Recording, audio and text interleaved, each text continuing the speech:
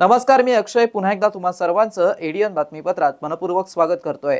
आज दिवसभरात घडलेल्या संपूर्ण घटनांचा आढावा आपल्याला घ्यायचाच आहे, परंतु त्या अगोदर नजर टाकूया आज दिवसभरात घडलेल्या काही महत्त्वाच्या आणि ठळक घडामोडींवरती।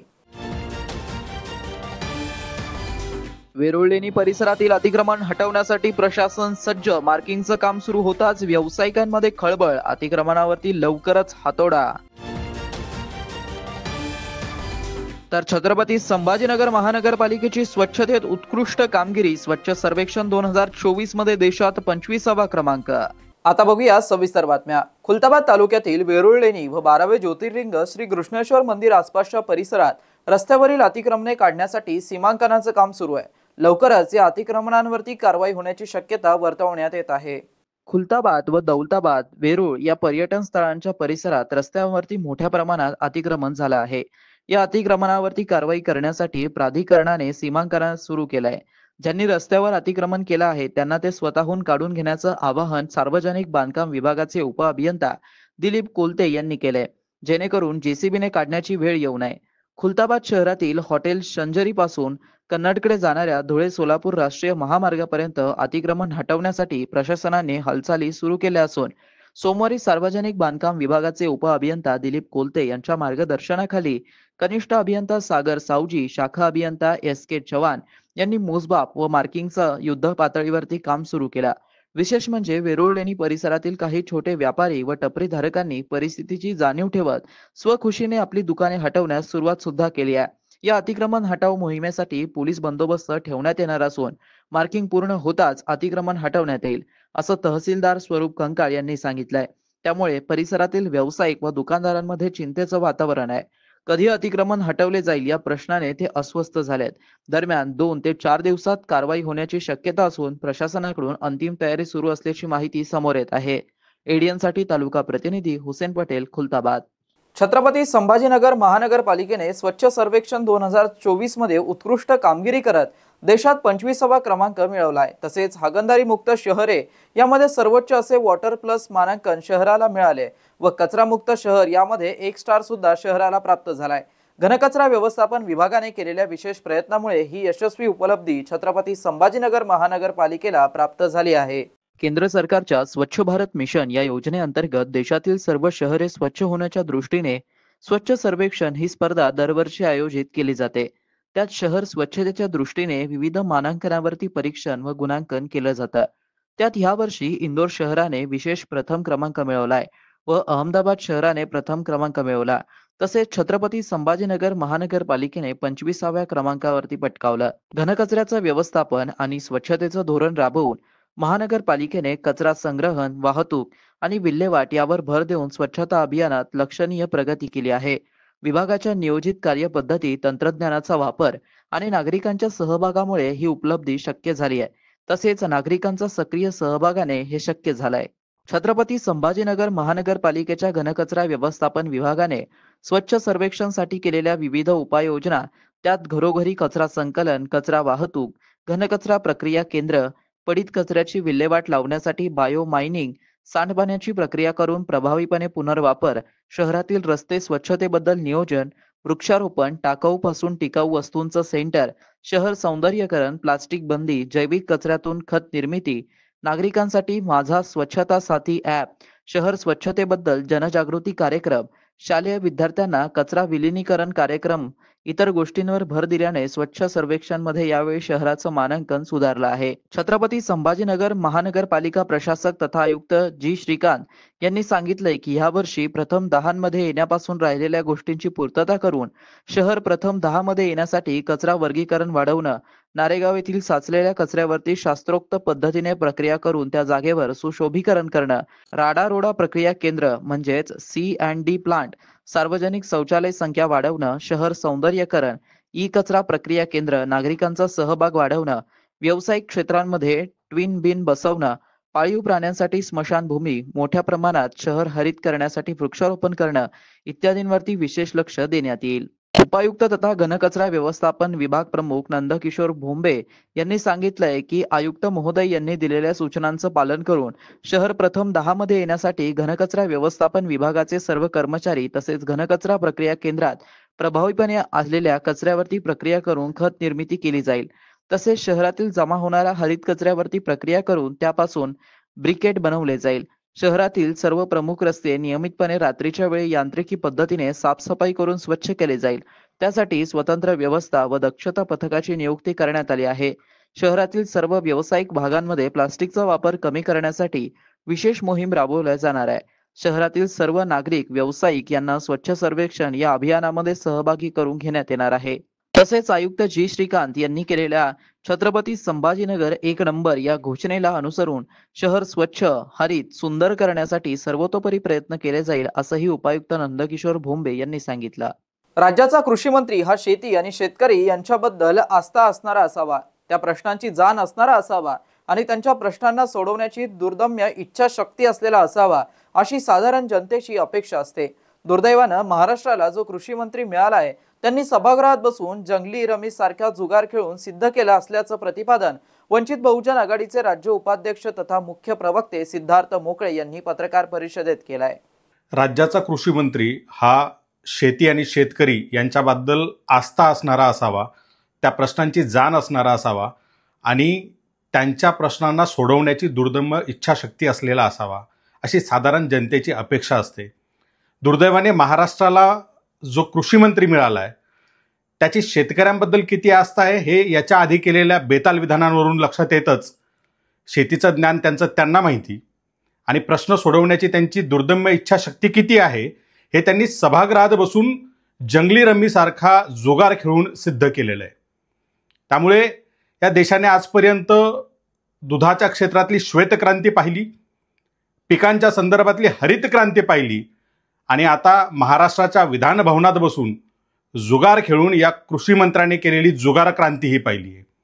त्यामुळं शेती, शेतकरी आणि त्यांच्या प्रश्नाशी जराही बांधिलकी नसणाऱ्या या कृषी मंत्र्याचा तातडीने राजीनामा घेण्यात यावा. माणिकराव कोकाटे यांचा राजीनामा घेऊन त्या ठिकाणी ज्याला शेती संदर्भात खऱ्या अर्थाने जाण असेल आणि त्याची शेतकऱ्यांच्या संदर्भात बांधिलकी असेल अशा व्यक्तीलाच ते खातं देण्यात यावं. वंचित बहुजन आघाडीची ही ठाम, आग्रही आणि महत्त्वाची मागणी आहे की माणिकराव कोकाटे जे कृषी मंत्री म्हणून त्यांनी काम करणं अपेक्षित आहे, त्याऐवजी सभागृहात बसून जर का ऑनलाईन जुगार खेळत असतील तर तो खेळण्यासाठी त्यांना मोकळीक शासनाने द्यावी. त्यांना या कामात अडकवून ठेवू नये. जास्तीत जास्त वेळ त्यांना रम्मी खेळता यावी यासाठी तातडीनं त्यांच्याकडनं राजीनामा घेण्यात यावा आणि त्यांना या जबाबदारीतून मुक्त करावं, अशी वंचित बहुजन आघाडीची आग्रही मागणी आहे.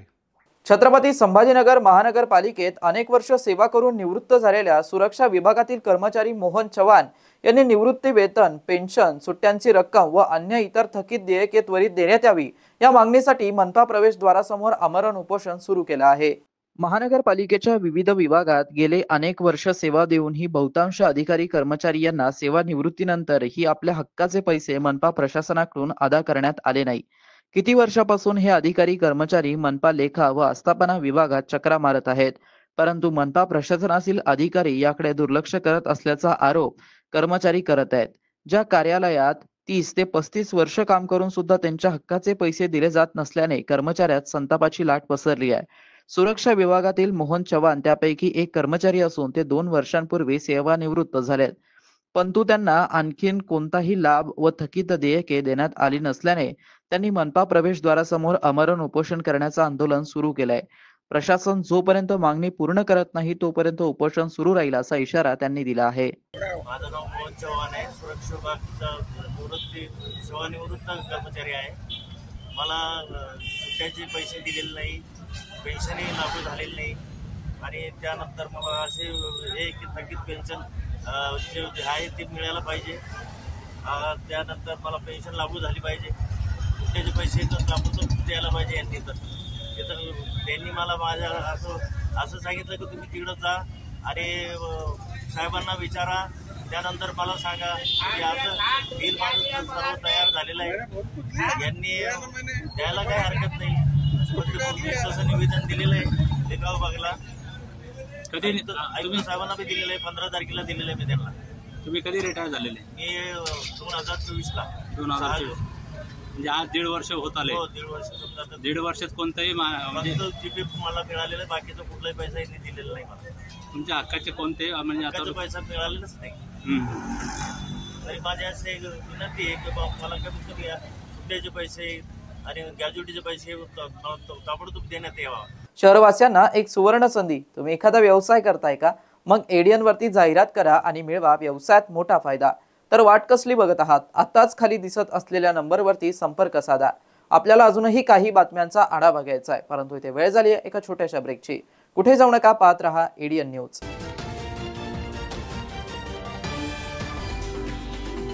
तब्बल 100 वर्षांपासून यशस्वी विद्यार्थी घडवणारे मराठवाड्यातील पहिले महाविद्यालय असलेले शासकीय ज्ञानविज्ञान महाविद्यालय छत्रपती संभाजीनगर या महाविद्यालयात नव्या शैक्षणिक वर्षात अर्थात 2025 आणि 26 मध्ये प्रवेश घेण्याची पुन्हा सुवर्ण संधी.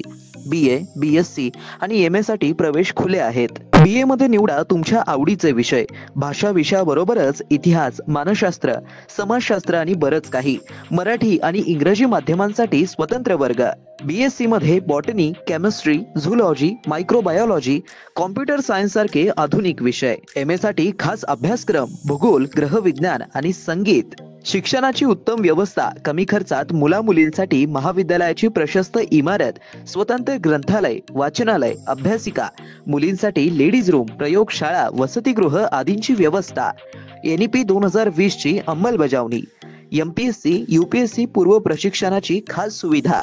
स्पोर्ट्स, NCC, NSS आणि स्किल बेस्ड कोर्सेससह तुमच्या सर्वांगीण विकासाची हमी. प्रवेशासाठी आजच संपर्क करा. कला शाखेसाठी 9823 139664, BSc साठी 9823 04 23 59, 11वी विज्ञानसाठी 9503 81 89 94 आणि 11वी कला शाखेसाठी 9922 90 09 34. तर वाट कसली बघताय? आजच तुमच्या उज्ज्वल भविष्याची निवड करा. शासकीय ज्ञानविज्ञान महाविद्यालय. Educate, empower, enlighten. मनोवृत्ती घडवा, भविष्य घडवा. आजच आपला प्रवेश निश्चित करा.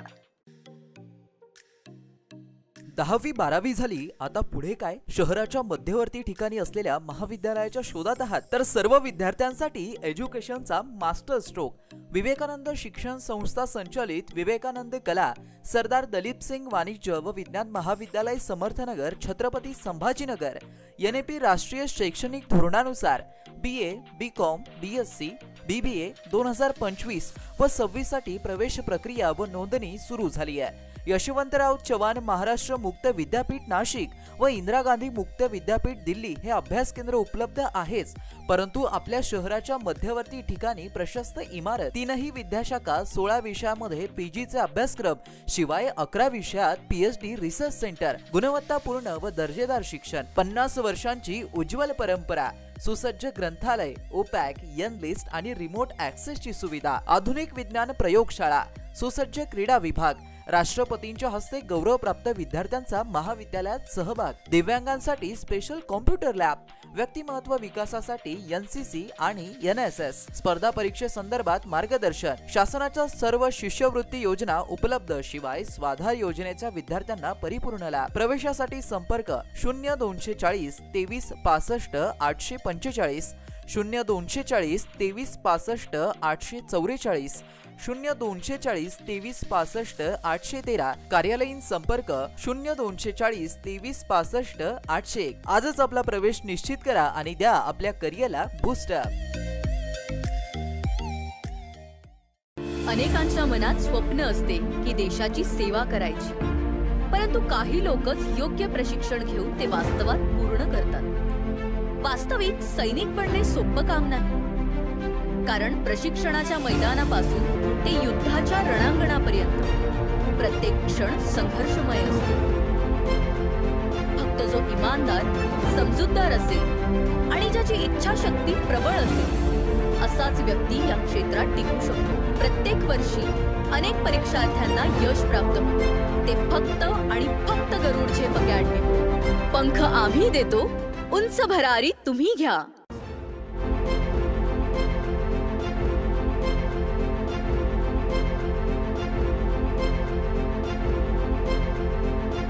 शिक्षण असो किंवा नोकरी, कुठल्याही कामानिमित्त छत्रपती संभाजीनगर येथे येत असाल तर तुमच्या घरगुती जेवणाची चिंता आता मिटली.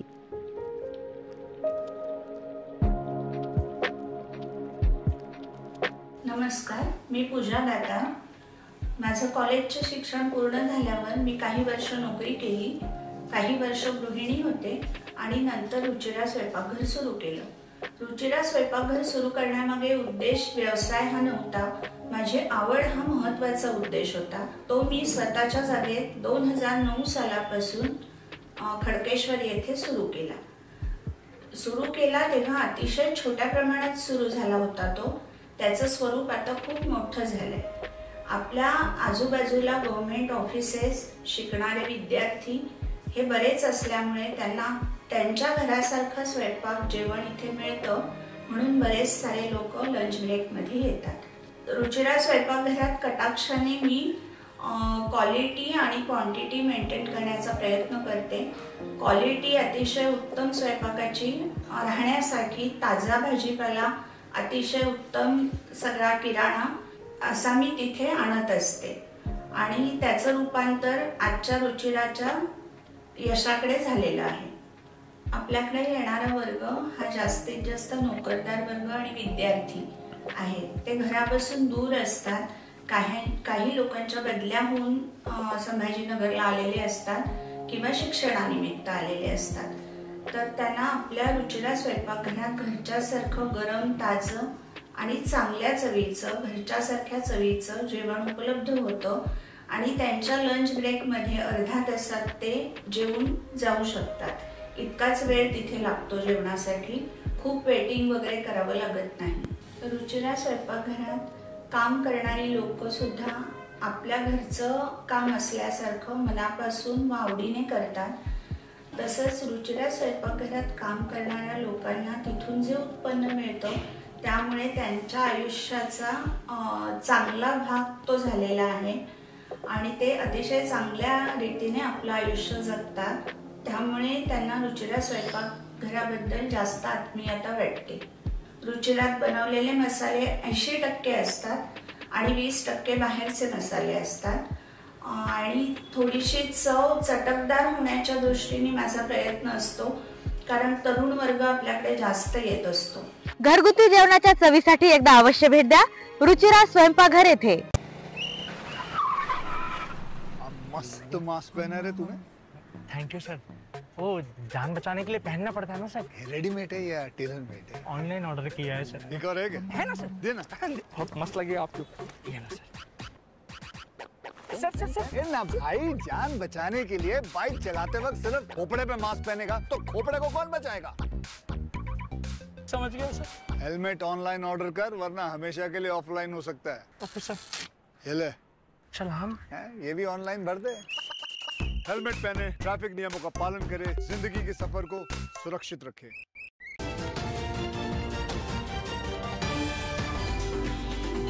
ब्रेकनंतर पुन्हा एकदा स्वागत. आपण बघत आहात एडीएन बातमीपत्र.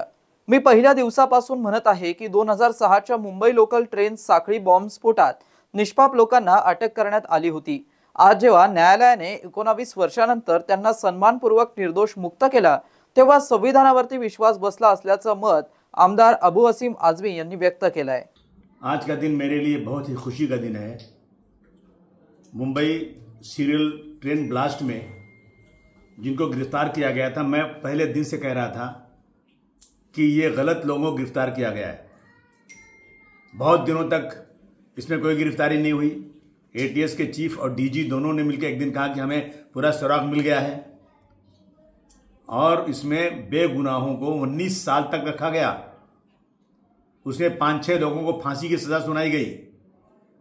मुझे वो दिन भी याद है जब ये कहा गया था कि ये लोग इनके टेलीफोन का रिकॉर्ड लाओ तो सब क्लियर हो जाएगा, और टेलीफोन का रिकॉर्ड लाने के लिए भी पुलिस तैयार नहीं थी कि इसमें बहुत बड़ा खर्च है.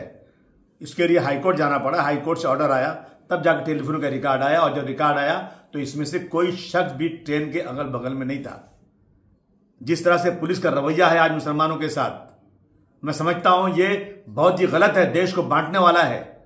देश में जो संविधान उसकी धज्जियां उड़ाई जा रही हैं, जहां भी ब्लास्ट होता है बेकसूर मुसलमानों को जेल भेज दिया जाता है, और आज भी कितने मुसलमान बेकसूर पड़े 20-20 सालों से। इंसाफ खत्म हो चुका है देश में। मैं कहना चाहता हूं कि सरकार को तुरंत इसकी एक SIT बिठाना चाहिए, और ये लोग छूट गए हैं तो असल कौन है फिर? कोई ना कोई तो है जिसने ब्लास्ट किया है। ये बेकसूरों को डाल करके आपने पर्दा डाल दिया कि वह पकड़े गए, और इतने दिनों के बाद जब सच्चाई सामने आई, हम देर जरूर होती है लेकिन भारतवर्ष में कभी इंसाफ मिलता है, लेकिन 19 साल के बाद अगर इंसाफ है देश में, डॉक्टर भीमराव अंबेडकर का कानून देश में चलता है, तो तुरंत उन अफसरों के खिलाफ कार्रवाई होना चाहिए, और उनको जो है, अगर वो रिटायर हो चुके हैं तो उनकी पेंशन बंद होना चाहिए, उन पर मुकदमा चलना चाहिए, और 19 साल का हर्जाना इनको मिलना चाहिए, इनको घर मिलना चाहिए, इनको नौकरी मिलना चाहिए, और सरकार को जो एजेंसियां हैं वो माफी मांगे। बहुत सारे फिरका परस्त कह रहे हैं हमको ये फैसला मंजूर नहीं है। शर्म नहीं आती आपको? ये हाई कोर्ट का फैसला आया हुआ है। जब इनको फांसी की सजा हुई तो बहुत खुश हो रहे थे आप। जब सच्चाई सामने आ गई तो आपका दिल जो है सुनने को तैयार नहीं है। मैं समझता हूं कि ये आज जो है हमारे देश में जानबूझ करके मुसलमानों को बेकसूर फंसाया जा रहा है। बहुत ही गलत रवैया है। इस पर हमें सर जोड़ कर बैठना चाहिए कि हमारे बच्चे बगैर किसी कसूर के जो सच्चाई के लिए आगे लड़ना चाहते हैं, देश की आज़ादी के लिए जिस कौम ने इतना बड़ा काम किया है, उस कौम के बच्चों को आज जबरदस्ती आतंकवादी बंद किया जा रहा है। मुझे बहुत ही अफसोस है आज कि मैं कुछ नेताओं का हमसे स्टेटमेंट सुन रहा हूं। ये कह रहे हैं बहुत दुर्भाग्य छूटना है इनका, यानी बेकसूरों को फांसी मिल जाए तो आपको खुशी हो जाएगी। अगर असलियत है, कुछ कानून है, तो तुरंत इसकी इंक्वायरी होना चाहिए। इसके पीछे कौन लोग थे, किन्होंने इनको फंसाया, उनके खिलाफ सख्त कार्रवाई होना चाहिए, ये मेरी मांग है। प्र. सोनकांबळे प्रतिष्ठान छत्रपती संभाजीनगर यांच्या वतीने प्राचार्य डॉक्टर मना वानखेडे यांच्या जन्मशताब्दी दिनानिमित्त व प्राचार्य प्र. सोनकांबळे यांच्या जयंतीनिमित्त एक भव्य विशेष व्याख्यान व गुणवंत विद्यार्थ्यांचा सत्कार समारंभ आज अशोका सभागृह PES कॉलेज ऑफ इंजिनिअरिंग नागसेनन येथे उत्साहात पार पडलाय।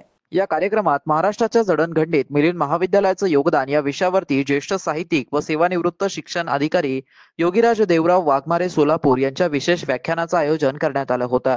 त्यांनी आपल्या मनोगतातून मिलिंद महाविद्यालयाने सामाजिक, शैक्षणिक आणि सांस्कृतिक क्षेत्रात केलेल्या उल्लेखनीय कार्यावरती प्रकाश टाकला। ते म्हणालेत की डॉक्टर बाबासाहेब आंबेडकर यांनी मिलिंद महाविद्यालयाचा पाया घातला आणि आज हा छोटासा वटवृक्ष मोठ्या दिमाखात विस्तीर्ण झालाय। महाराष्ट्रात नव्हे तर देशातील महत्त्वाच्या संस्थांमध्ये काम करत मिलिंद महाविद्यालयाच्या विद्यार्थ्यांनी नेत्रदीपक कामगिरी केली आहे। कला, क्रीडा, साहित्य, विज्ञान, शिक्षण या सर्वच क्षेत्रांमध्ये मिलिंद महाविद्यालयाच्या विद्यार्थ्यांनी वेगळा ठसा उमटवलाय आणि महाविद्यालयाचं नाव मोठं केलंय। ही सगळी डॉक्टर बाबासाहेब आंबेडकरांची देण आहे। कार्यक्रमासाठी विशेष अतिथी म्हणून प्राध्यापक यशवंत मनोहर, ज्येष्ठ आंबेडकरी विचारवंत, नागपूर हे गुगल मीट द्वारे उपस्थित होते।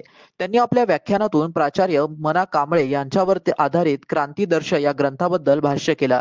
अध्यक्षस्थानी ज्येष्ठ साहित्यिक व विचारवंत प्राध्यापक डॉक्टर प्रल्हाद लुलेकर उपस्थित होते। अध्यक्षीय समारोप करत असताना प्राध्यापक लुलेकर असं म्हणालेत की डॉक्टर बाबासाहेब आंबेडकर हे नाव संपूर्ण विश्वासाठी पुरे आहे। आज जेवढ्या काही चळवळी सुरू आहेत त्या सर्व चळवळी डॉक्टर बाबासाहेब आंबेडकरांची देण आहे। मिलिंद महाविद्यालयाची स्थापना ही साधी गोष्ट नाही। आज आंबेडकरांनी स्थापन केलेल्या मिलिंद महाविद्यालयात यामुळेच मराठवाड्यात शिक्षणाची ज्योत तेवत राहिली आणि सर्वसामान्यांना शिक्षण मिळालं। यावेळी विद्यापीठातून इंग्रजी विषयात प्रथम आलेल्या प्रतीक्षा निर्मळ यांना प्राचार्य डॉक्टर मना वानखेडे स्मृतिशेष पुरस्काराने गौरवण्यात आलं। तसेच MA मराठी विषयात प्रथम येणाऱ्या स्वाती पवार यांना प्राचार्य प्र. सोनकांबळे स्मृतिशेष पुरस्काराने गौरवण्यात आलं। तर समाजकार्य विषयामध्ये प्रथम येणाऱ्या सुप्रिया चांदमारे यांना सुशीला विनायक वानखेडे पुरस्कार देऊन गौरवण्यात आलं। विद्यार्थ्यांच्या शैक्षणिक प्रगतीबरोबरच त्यांच्या सामाजिक योगदानाचा गौरव सुद्धा या पुरस्कारांद्वारे करण्यात आलाय। कार्यक्रमाचं आयोजन श्रीमती कुमुदिनी प्र. सोनकांबळे, अध्यक्ष प्र. सोनकांबळे प्रतिष्ठान यांच्या मार्गदर्शनाखाली करण्यात आलं। कार्यक्रमात प्रतिष्ठानने सन्माननीय सल्लागार, समिती सदस्य, प्राध्यापक वर्ग, विद्यार्थी आणि विविध मान्यवर उपस्थित होते। कार्यक्रमाचं सूत्रसंचालन धम्मपाल जाधव यांनी केलंय, तर आभार प्रदर्शन प्रतिष्ठानच्या सल्लागार समितीच्या सदस्या डॉक्टर चेतना सोनकांबळे यांनी मानलं. उपस्थितांच्या उत्स्फूर्त सहभागामुळे हा सोहळा संस्मरणीय ठरला. मला आपण या ठिकाणी बोलावलं. मॅडमने ज्यावेळेस फोन केला त्यावेळेस मला खूप आनंद झाला. 40 वर्षापूर्वी या महाविद्यालयामध्ये मी शिकत होतो आणि त्या महाविद्यालयामध्ये पुन्हा आपल्याला जाण्याची संधी प्राप्त होते. आणि पहिल्या दिवशी आल्यानंतर मी ज्या पायरीवर बसून महाविद्यालय अवलोकन केलं त्याच पायरीवरती बसून आपल्याला पुन्हा मागचे दिवस आठवण्याची संधी प्राप्त होते. मला खूप आनंद झाला आणि मी लगेच त्यांना सांगितलं की मी येतो. मंडळी, आजच्या कार्यक्रमाचा विशेष म्हणजे प्र. सोनकांबळे सरांच्या जन्मदिवसाबद्दलचं औचित्य साधून आपण काय केलं, अनेक वर्षापासून हा उपक्रम करतात. मी अनेक कार्यक्रम पाहिले, पण या कार्यक्रमातली विविधता मला खूप आवडली. आमचे मित्र डॉक्टर मनोहर यशवंत मनोहर यांचं भाषण हे लाईव्ह झालं, वरून आलं, त्याला ऑनलाईन म्हणूया. पण आता मी जे बोलणार आहे म्हणजे इथं 3 प्रकारची भाषणं आहेत. एक तर त्यांचं भाषण ऑनलाईन, माझं भाषण आहे ते मी लिहून आणलेलं आहे त्यामुळं वाचन, आणि तिसरं भाषण जे आहे ते लुलेकर सरांचं आहे ते भाषण आहे. भाषणाचे वेगवेगळे प्रकार आहेत. आपण त्याला प्रतिसाद देता त्याबद्दल मला खूप आनंद वाटतो. महाराष्ट्र सरकारनं धोकादायक कारवाया प्रतिबंधक कायद्यात सुधारणा केली आहे. मुंबई महाराष्ट्र सरकारनं धोकादायक क्रियाकलाप प्रतिबंधक सुधारणा कायदा 2018 मध्ये मोठा बदल केलाय. याने याची व्याप्ती वाढवली असल्याची माहिती मिळाली आहे. महाराष्ट्र सरकारने धोकादायक क्रियाकलाप प्रतिबंधक सुधारणा कायदा 2018 मध्ये मोठा बदल केला आहे आणि त्याची व्याप्ती वाढवली आहे. आता ते बेकायदेशीर जुगार, बेकायदेशीर लॉटरी आणि मानवी तस्करीमध्ये गुंतलेल्या लोकांची देखील काळजी घेते. या दुरुस्तीनुसार जर काही क्रियाकलाप सार्वजनिक सुव्यवस्थेवर परिणाम करत असतील तर त्यांच्यावर प्रतिबंधात्मक कारवाई केली जाऊ शकते, ज्यामध्ये अटकेचाही समावेश आहे. या कायद्यात आतापर्यंत झोपडपट्टी मालक, अवैध दारू विक्रेते, ड्रग्ज गुन्हेगार, वाळू तस्कर आणि काळा बाजार करणारे यांचा समावेश होता. आपल्या आजूबाजूला बेकायदेशीर जुगार, लॉटरी किंवा मानवी तस्करीशी संबंधित शंका असेल तर स्थानिक पोलिसांना माहिती द्यावी, ही सूचना महाराष्ट्र शासन विधी व न्याय विभागामार्फत 9 जून 2025च्या शासकीय राजपत्रानुसार नागरिकांच्या सुरक्षेसाठी प्रसारित करण्यात आली आहे. सरकारी लॉटरीची तिकिटे खरेदी करा आणि बेकायदेशीर लॉटरीच्या तिकिटांपासून दूर राहा. शेवटी पुन्हा एकदा नजर टाकूया आज दिवसभरात घडलेल्या काही महत्त्वाच्या आणि ठळक घडामोडींवरती. वेरुळलेणी परिसरातील अतिक्रमण हटवण्यासाठी प्रशासन सज्ज. मार्किंगचं काम सुरू होताच व्यावसायिकांमध्ये खळबळ. अतिक्रमणावरती लवकरच हातोडा. तर छत्रपती संभाजीनगर महानगरपालिकेची स्वच्छतेत उत्कृष्ट कामगिरी. स्वच्छ सर्वेक्षण 2024 मध्ये देशात 25वा क्रमांक. आणि याबरोबरच हे बातमीपत्र इथेच संपलं. पुन्हा भेटूया पुढील बातमीपत्रात. तोपर्यंत पाहत रहा आपल्या हक्काचं बातमीपत्र ADN न्यूज.